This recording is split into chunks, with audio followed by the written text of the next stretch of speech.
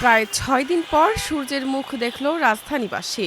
১৪ জুলাই মঙ্গলবার সকাল থেকেই রাজধানীর আকাশে সূর্যের দেখা মেলে। রোদের দেখা মিলেছে দেশের বিভিন্ন এলাকায়। বৃষ্টি কমায় গরমও বেড়েছে। ১৪ জুলাই দেশের তাপমাত্রা ১ থেকে ৩ ডিগ্রি সেলসিয়াস বেড়ে যেতে পারে। তবে রাজধানীতে দুপুরের মধ্যে আবার বৃষ্টির সম্ভাবনার কথাও বলেছে আবহাওয়া অফিস। তাপপ্রবাহের পর চলতি মাসের ৫ তারিখ দেশে বৃষ্টি শুরু হয়।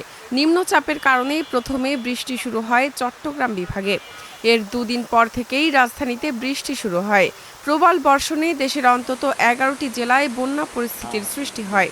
রাজধানীতে ১২ জুলাই দেশের সর্বোচ্চ বৃষ্টি রেকর্ড করা হয় ১৭৫ মিলিমিটার। ১৩ জুলাইও দিনভর বৃষ্টি হয়েছে। বিকেলের দিকে আকাশ একটু পরিষ্কার হলেও সন্ধ্যার পর ঝিরিঝিরি বৃষ্টি হয়। মঙ্গলবার সকাল থেকে রোদ উঠলেও আকাশে মেঘ আছে, ফলে তাপমাত্রাও বেড়ে গেছে। সকাল ৬টায় তাপমাত্রা ছিল ২৭ ডিগ্রি সেলসিয়াস, আর সকাল ৮টায় তা হয় ২৯ ডিগ্রি সেলসিয়াস। এটা শুধু রাজধানীতে নয়, দেশের বিভিন্ন স্থানে তাপমাত্রা বাড়তে পারে। আর সকাল ৭টার পরবর্তী ৬ ঘন্টার জন্য দেওয়া আবহাওয়ার পূর্বাভাসে রাজধানী ও এর আশপাশের এলাকায় বৃষ্টির সম্ভাবনার কথা জানানো হয়েছে। চলতি মাসে আরও অন্তত দুবার লঘুচাপ সৃষ্টি হতে পারে।